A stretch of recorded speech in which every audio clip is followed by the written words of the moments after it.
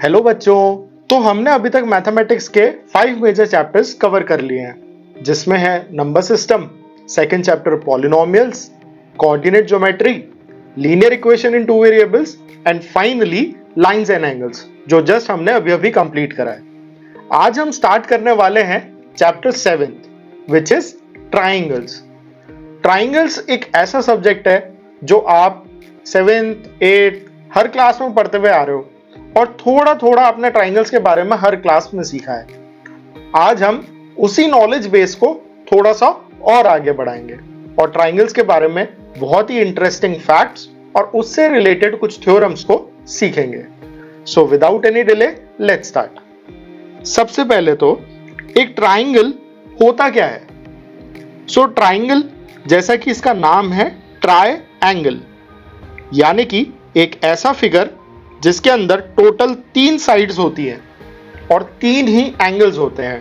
Try word का जो मतलब होता है, try is a Greek word and it means 3। हमारी नॉर्मल मैथमेटिक्स का 3 इज ट्राई एंड एंगल हमें पता ही है, angle is the space created between 2 lines, right. तो जब भी हम किसी एक ऐसे फिगर की बात करते हैं जिसमें एग्जैक्टली 3 एंगल्स होंगे, उस फिगर को हम ट्राइंगल कहेंगे। और इस ट्राइंगल के अंदर इन 3 एंगल और 3 साइड्स के अलावा एक बहुत ही अच्छी प्रॉपर्टी और होती है।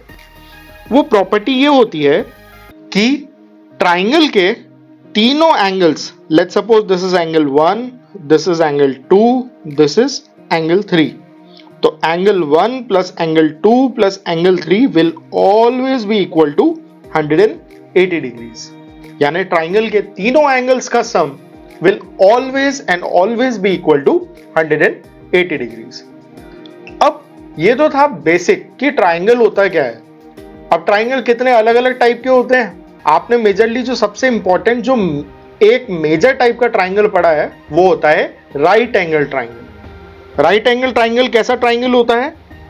एक ऐसा ट्राइंगल जिसके अंदर एक एंगल 90 डिग्री का हो, ऐसे ट्राइंगल को हम राइट एंगल ट्राइंगल या राइट ट्राइंगल भी कहते हैं। तो ये तो बात हो गई ट्राइंगल के डिफरेंट टाइप्स। अभी इसके अंदर कुछ स्पेसिफिक टाइप्स हैं जो हमने कवर नहीं करे, आइए हम उनकी बात करते हैं। तो सबसे पहले अपन बात करते हैं आइसोसेलेस ट्राइंगल। अब आइसोसेलेस ट्राइंगल क्या होता है?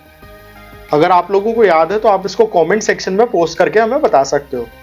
सो आइसोसेलेस ट्राइंगल एक ऐसा ट्राइंगल जिसकी कोई 2 साइड्स इक्वल होती हैं।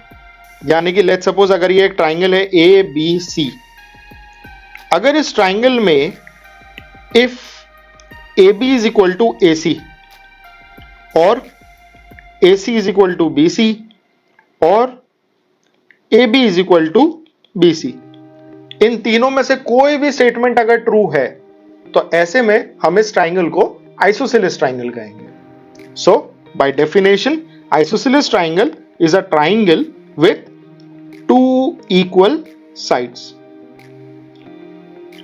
और ध्यान रखिएगा 2 ही साइड्स इक्वल होनी चाहिए। अगर 3 साइड्स इक्वल होती हैं तो उस केस में उस ट्राइंगल का नाम बदल जाता है। एक ऐसा ट्राइंगल जिसकी तीनों साइड्स इक्वल होती हैं, ऐसे ट्राइंगल को हम कहते हैं equilateral triangle. So the second type of triangle which is equilateral triangle. Let's suppose अगर ये हम एक फिगर ड्रॉ करते हैं, let's say this triangle is A B C, then A B will be equal to B C is equal to C A. So this is how a equilateral triangle looks. अब हम बात करते हैं एक और important concept की जो कि ट्राइंगल्स में होता है, which is called congruence of a triangle. अब कॉन्ग्रुएंस वर्ड से हम मतलब क्या समझते हैं? कॉन्ग्रुएंस, कोई भी 2 चीजें कॉन्ग्रुएंट तब कहलाती हैं जब वो 2 चीजें एग्जैक्टली सेम होती है। फॉर एन एग्जाम्पल, अगर आप एक 1 रुपये का कॉइन लो और दूसरा कोई 1 रुपये का कॉइन लो, आप अगर उन दोनों को कंपेयर करो, उनका shape, size, height, weight exactly same होती है। ऐसी जो दो चीजें हैं जिनका शेप, साइज, सब चीजें एग्जैक्टली सेम है, इन्हें हम कॉन्ग्रुएंट फिगर्स या कॉन्ग्रुएंट सब्सटेंसेस कहते हैं। और एक एग्जांपल से अगर हम समझना चाहें तो लेट्स सपोज आपके जो ईयरफोन्स हैं, ईयरफोन्स में लेफ्ट पीस ऑफ ईयरफोन और राइट पीस ऑफ ईयरफोन बिल्कुल एक जैसा दिखता है, same shape, same size, so such figures are called congruent figures. And इसका एक्चुअली प्रैक्टिकल लाइफ में यूज क्या है? आप अगर कोई भी चीज को कंपेयर करके देखें जो कि एक सी आती है, फॉर एग्जाम्पल आप लेट्स सपोज मार्केट से कभी जाते हो और पेंसिल खरीद के लाते हो, आपने कभी नोटिस करा है कि आपकी सारी पेंसिल्स की length, height, shape exactly same होती है? और वो एग्जैक्टली सेम क्यों होती है? क्योंकि जिस मोल्ड के अंदर वो पेंसिल बनाई जाती है या इस तरीके का कोई भी ऑब्जेक्ट बनाया जाता है, उस मोल्ड में ये ध्यान रखा जाता है कि हर एक सब्सटेंस जो कि निकल करके नहीं या बन करके नहीं आ रहा है, वो सेम शेप, सेम साइज का होना चाहिए। तो ऐसे मोल्ड्स बनाने के लिए कॉन्ग्रुएंस का फंडा बड़ा ही काम आता है। तो अब हम बात करते हैं, वापस आते हैं हमारे टॉपिक पे, which is the congruence of a triangle. दो triangles, let's suppose this is triangle 1 and this is triangle 2. Let's say it is ABC and this is DEF. अगर ये दो ट्राइंगल एक दूसरे के कॉन्ग्रुएंट हैं तो उसका क्या मतलब हुआ? उसका मतलब ये हुआ, ये दोनों को अगर मैं एक के ऊपर दूसरे को रखूं तो वो खुद को दूसरे से कंप्लीटली ओवरलैप कर देगा। कोई भी एक्स्ट्रा साइड्स, कोई भी एक्स्ट्रा जरा सा भी ऊपर नीचे आगे पीछे कुछ नहीं बचेगा। क्यों? क्योंकि ये एग्जैक्टली सेम, या हम कह सकते हैं कि बिल्कुल डुप्लीकेट फिगर्स होते हैं। तो ऐसे ट्राइंगल्स का नोटेशन जो होता है, it is given like equality का साइन, और इक्वालिटी के ऊपर एक टिल्ड का साइन और बनाते हैं हम। So ABC is congruent to DEF. So this is how we write how two triangles are congruent to each other. अब ये तो समझ में आ गया हमको कि कॉन्ग्रुएंसी कहते किसे हैं, और ट्राइंगल्स जो कॉन्ग्रुएंट होते हैं वो दिखने में एक जैसे होते हैं। अब बात ये आती है कि हम ये बात को प्रूफ कैसे करें। अगर हमें कोई दो ट्राइंगल्स दिए हुए हैं कि भाई ये दोनों ट्राइंगल्स कॉन्ग्रुएंट हैं कि नहीं है, हम खुद कैसे समझे इस बात को? तो उसको समझने के लिए देयर आर मल्टीपल थ्योरम्स, अलग अलग क्राइटेरियाज होते हैं। उनमें अगर कोई भी दो ट्राइंगल्स उनमें से किसी भी एक क्राइटेरिया को फुलफिल करते हैं तो फिर वो दोनों ट्राइंगल्स कॉन्ग्रुएंट ट्राइंगल्स कहलाते हैं। तो चलिए हम सबसे पहला क्राइटेरिया कवर करते हैं, जो कि आप ऑलरेडी स्टैंडर्ड 8 में पढ़ भी चुके हो। सो this is actually called axiom 6.1। इसको एक और जो नाम से जाना जाता है, which is called SAS criteria of congruence. अब SAS इस वर्ड की सबसे पहले तो फुल फॉर्म क्या होती है? SAS stands for side, angle, side. और इसका मतलब क्या होता है? लेट्स सपोज कोई दो ट्राइंगल्स हैं, अगर किसी एक ट्राइंगल की दो साइड्स दूसरे ट्राइंगल की दो साइड्स की इक्वल है, और इन दोनों साइड के बीच में जो एंगल बन रहा है अगर वो भी दूसरे ट्राइंगल के उन दोनों इक्वल साइड्स के बीच के बने हुए एंगल के इक्वल होता है, तो उस केस में हम कहते हैं कि वो दोनों triangles SAS criteria of congruence से कॉन्ग्रुएंट है। एक एग्जांपल के थ्रू इसको समझते हैं। Let's suppose this is triangle 1 and this is triangle 2। Let's name it ABC, let's name it DEF। ठीक है, तो अब आपके ये जो दो ट्राइंगल्स हैं, अगर मैं आपको इसमें ये दे दूं कि यहां पर ये जो साइड है AB, this is same as side DE, so we can write this down, AB is equal to DE। और दूसरी चीज जो मैं आपको दूं कि ये जो साइड AC है, it is same as side DE, तो AC is equal to DF। Okay, it's DF not DE। So अगर AC साइड DF साइड के इक्वल है तो इसका मतलब क्या हुआ? और इक्वल होना या सेम होना, उससे हमारा कहने का मतलब है इनकी लेंथ इक्वल होनी चाहिए। तो अगर length of AC is equal to length of DF, तो उस केस में हमें एक एंगल और गिवन है. Let's suppose I write this down. Angle BAC is equal to angle EDF. तो ये हो गई हमारी एक side, this is another side, और ये हुआ included angle. And I am want to stress on this specific thing. ये जो एंगल है, देखो एक ट्राइंगल के अंदर वैसे तो ओरिजिनली 3 एंगल्स हैं, ठीक है. अगर हम यहां पे भी देखें तो देयर इज एंगल A, ये वाला, एंगल B यानी कि this one, and angle C. But कोई भी एंगल इक्वल होने से काम नहीं चलेगा.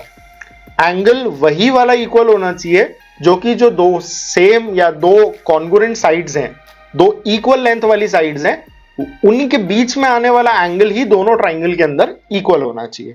सो that is why included angle, included मतलब the angle which is included between the similar sides. So this angle is also equal.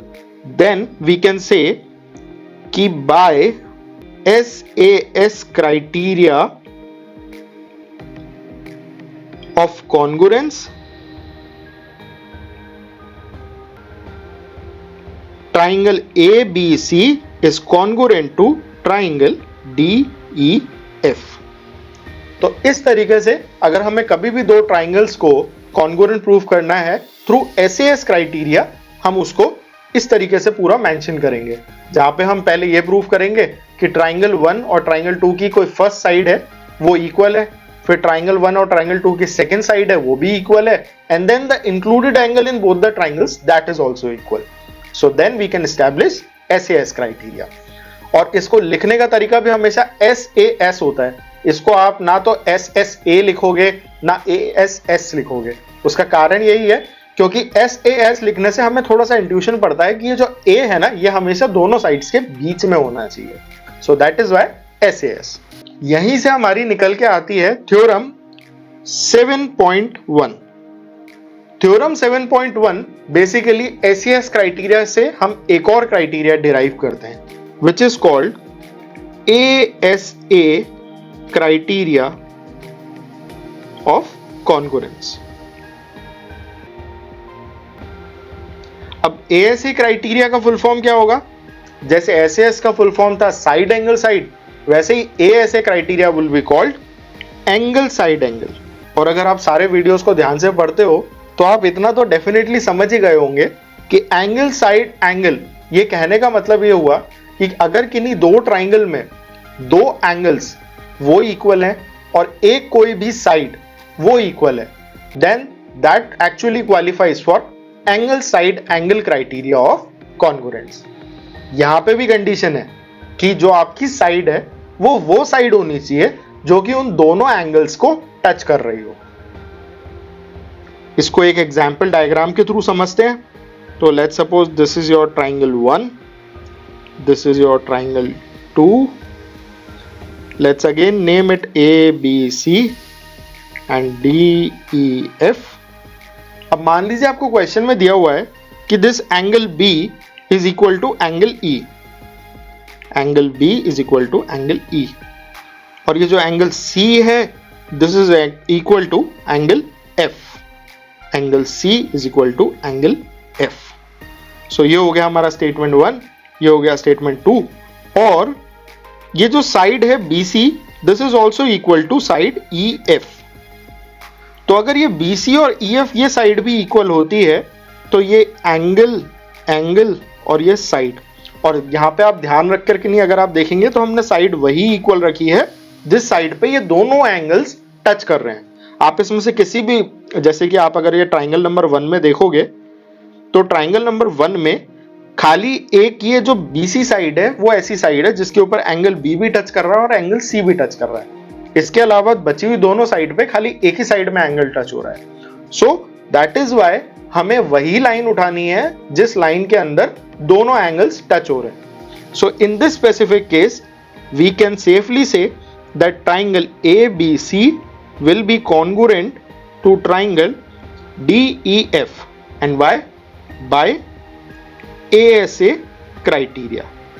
तो इस तरीके से हम थ्योरम 7.1 को डिफाइन करते हैं, which is the ASA criteria of congruence.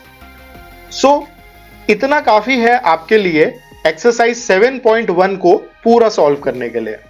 Next video में हम एक्सरसाइज 7.1 को हर एक क्वेश्चन बाय क्वेश्चन सॉल्व करेंगे इतने कॉन्सेप्ट्स को यूज करते हुए। तो तब तक ये वीडियो को आप डेफिनेटली देखिए और please don't forget to like, share and subscribe. Thank you.